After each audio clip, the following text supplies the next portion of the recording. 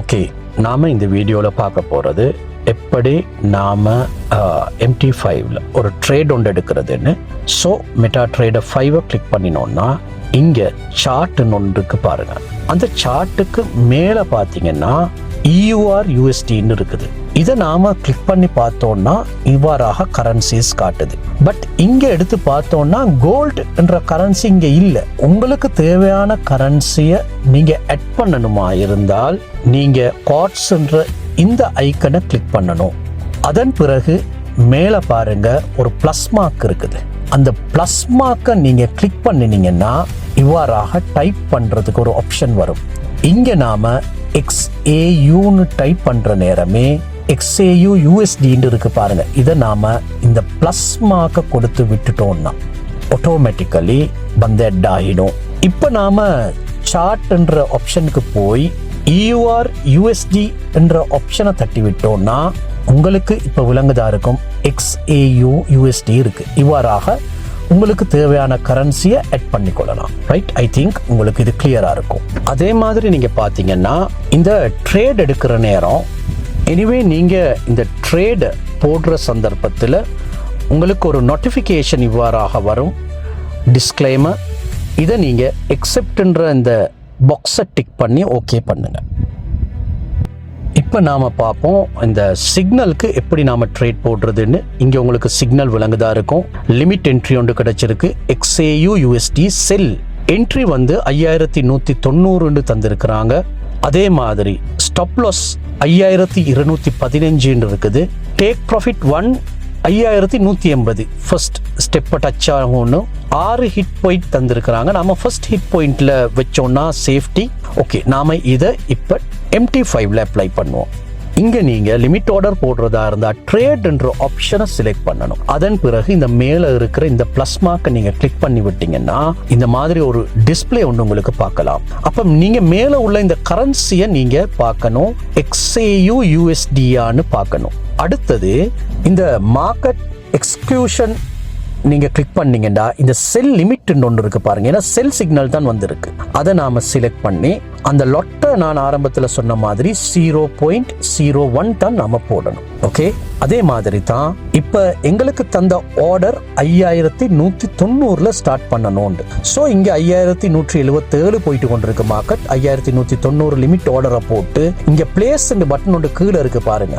அந்த பிளேஸ்ன்ற பட்டனை நீங்க கிளிக் பண்ணினீங்கன்னா இப்ப இந்த லிமிட் ஆர்டர் வந்து விழுந்திருக்கும். உங்களுக்கு சார்ட்ல போய் இதை கிளியரா பார்க்கலாம். ரைட், இந்த சார்ட்ல போய் பார்த்தீங்கன்னா இங்க ஒரு ஆஷ் கலர்ல செல் லிமிட் 0.01 இருக்கு. இப்போ எங்களுக்கு வேணும் இதுக்கு டேக் ப்ராஃபிட் ஸ்டாப் லாஸ் வைக்கிறதுக்குன்னா இந்த லைனுக்கு மேலே தட்டி விடுங்க. அப்போ இவ்வாறாக ஒரு டிஸ்பிளே வரும். delete SLTP. SL means stop loss, TP means take profit. இது ரெண்டையும் கிளிக் பண்ணி விடுங்க. கிளிக் பண்ணி விட்டீங்கன்னா மேலையும் கீழையும் உங்களுக்கு விளங்கும் 2 மார்ஜின் விழுந்திருக்கு. இப்போ எங்களுக்கு அதை இழுத்து கொண்டு கீழே வரலாம். அப்போ 5215 ஸ்டாப் லாஸ் வைக்க சொல்லி இருந்துச்சு. 0.5% ரிஸ்க் எடுத்து. அதே மாதிரி ப்ராஃபிட் எங்களுக்கு சொன்னது 5180. ரைட், அப்போ நாம் டிபியை இந்த கிரீன் கலர் லைனை மேல் நோக்கி நகர்த்தி 5180 கொண்டு போய் வச்சிட்டோம்னா ஓகே. ஸோ நீங்கள் இங்கே பார்க்கலாம் இந்த 5215 ஹிட் பண்ணினால் லாஸ் எவ்வளவு, 5180க்கு வந்தால் ப்ராஃபிட் எவ்வளவு வேண்டும். அப்போ $25 லாஸ் ஒன்று இருக்குது. ஸ்டாப் லாஸ் பட்டால் 0.5%. ப்ராஃபிட் இருக்குது $9.87. அதன் பிறகு இந்த கீழே இருக்கிற டிபிக்கு பக்கத்தில் இருக்கிற இந்த எரோ கிளிக் பண்ணி விட்டோம்னா இங்க நீங்க பாக்குறீங்க modify ஒன்று வருது. ஏன் modify வருது? ஆல்ரெடி ட்ரேட் போட்டதுனால இப்போ அதை நாம modify பண்றோம். ஸோ modify கொடுத்தோம்னா ட்ரேட் ஓகே, ட்ரேட் விழுந்துடும். அதே மாதிரி தான் எங்களுக்கு முடியும் ஒன் டைம் ட்ரேட் போடுறதுக்கு. ஒன் டைம் ட்ரேட் போடுறதா இருந்தால் நீங்க எப்பயுமே ஞாபகம் வச்சுக்கோங்க 0.01 தான் உங்களோட லாட். அது லிமிட்டா இருக்கலாம், ஒன் டைம் ட்ரேடா இருக்கலாம். 0.01 உங்களுக்கு மார்க்கெட்டை அனலைஸ் பண்ணி முடியும் ட்ரேட் ஒன்று எடுக்கிறதுக்கு. இந்த இடத்துல நீங்க செல்ல கொடுத்து விட்டீங்கன்னா இந்த செல் வந்து இவ்வாறாக பிளேஸ் ஆகிவிடும். அதன் பிறகு இந்த செல் என்ற லைன் நாம டப் பண்ணினோம்னா ஆட்டோமேட்டிக்கலி இங்க டிபிஎஸ்எல் பார் திரும்ப உங்களுக்கு விளங்கும். அங்க முதல் மாதிரியே டிபிஎஸ்எல் டிக் பண்ணி விட்டீங்கன்னா 2 பக்கம் இது வந்து ஹைலைட் ஆகி காட்டும். இந்த லைனை இழுத்து எங்களுக்கு தேவையான ரிஸ்க் மேனேஜ்மெண்ட் மார்ஜினை வச்சு ப்ராஃபிட் மார்ஜினை வச்சு அரோவை கிளிக் பண்ணிட்டோம்னா பிளேஸ் ஆகிடும். இது எந்த நேரம் ஹிட் பண்ணதோ ப்ராஃபிட்டோ ஸ்டாப் லாஸோ ஒர்க் பண்ணும். அதுவும் இல்லை, நீங்க ட்ரேட் பண்ணிட்டு உங்களுக்கு தேவை லைவா காண்றீங்க ப்ராஃபிட் ஒன்று, இதை ஹிட் பண்ணும் போது நான் எடுப்போமே என்று யோசிச்சிங்கன்னா நோ இஷ்யூ, உங்களுக்கு முடியும். ட்ரேட் என்ற ஆப்ஷனுக்கு போங்க. அங்க அந்த கரன்சி ரன் ஆகிறது உங்களுக்கு விளங்கும். இவ்வாறாக லாங் ப்ரெஸ் பண்ணினீங்கன்னா இங்க க்ளோஸ் பொசிஷன் ஒன்று கேட்குது பாருங்க. பயப்படாம கொடுங்க, க்ளோஸ் ஆகாது. 2வது முறையும் கேட்கும்.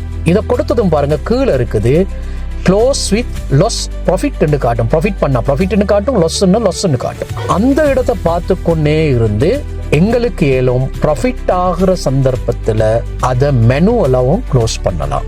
ஓகே, ஸோ நான் நினைக்கிறேன் உங்களுக்கு இப்போ தெரியும் எப்படி ஒரு ட்ரேட் ஒன்று லிமிட் ட்ரேட் ஒன்று எடுக்கிறது, அந்த லிமிட் ட்ரேட் நேரம் கரன்சி பேர் எப்படி செலக்ட் பண்றது, இல்லாத கரன்சிஸ் எப்படி நாம சிஸ்டம் உள்ள கொண்டு வரது, அதே மாதிரி மேனுவல் ட்ரேட் ஒன்று எப்படி எடுக்கிறது, மேனுவல் க்ளோசிங் எப்படி, டிபிஎஸ்எல் எப்படி வைக்கிறது, இது எல்லாமே உங்களுக்கு இந்த வீடியோவில் கிளியராக இருக்கும்னு நான் நினைக்கிறேன். Thank you very much.